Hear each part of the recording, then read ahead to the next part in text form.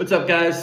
So for today's video, I want to go over the topic of understanding your roofing options. So in prior videos, we've covered kind of the details of what each individual roofing system kind of entails and sort of the pros and cons of that. But just wanted to walk you through for the person who's thinking like, I need a roof replaced, but I'm not exactly sure which way to go. What materials are going to be best for my situation. And so just wanted to walk you through a little bit of that today. So it really depends on what you're after.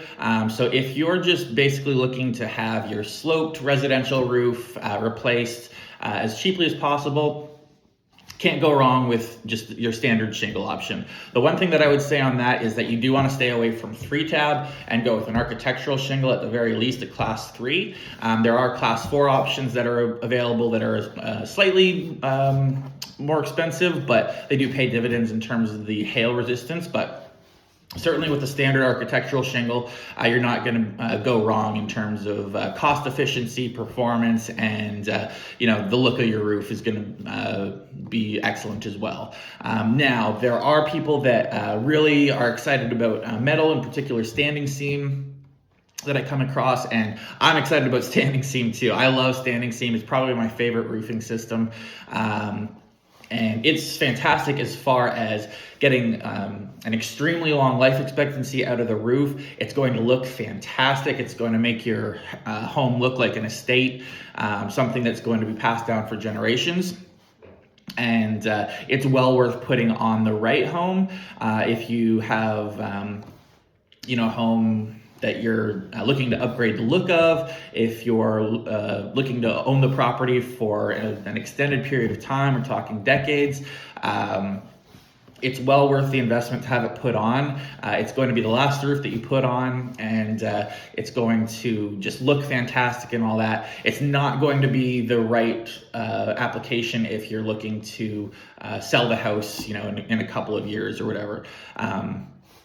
Just because of the fact that it's more expensive, it just doesn't make sense financially to put it on a house that you're looking to sell very quickly. Flat roofing kind of speaks for itself. There's really no way around it. If you're installing it on a low slope application, what you're going to have to determine is what actual flat roofing application you're going to use. Now, most people are going to be looking at a residential roofing system. That's typically going to be mod bit. It's a pretty cut and dry choice there. Typically on residential, you're not usually going to get into TPO, EPDM, and that kind of thing.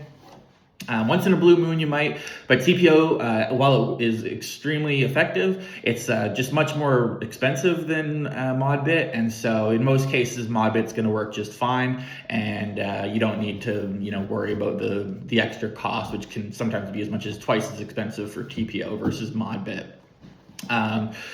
As far as tile, we don't really see it all that often. It does exist, but I would say a very slim portion of the roofs that we deal with are tile. If it's going to be a higher end roofing material like that, usually it's going to be more like a standing seam, or even metal shingles, that kind of thing. So metal is going to be much more common, at least in the US, than tile is going to be. Tile looks fantastic. I absolutely love the look of it. It's going to give you more of that European style flavor. A little, it's definitely a high-end look, high-end performance. It's going to last a long time, but typically, just popularity-wise, we're seeing a lot more metal installed than tile. So basically, it boils down to, if you're looking for cheap, easy, and effective, shingles are going to be a great option.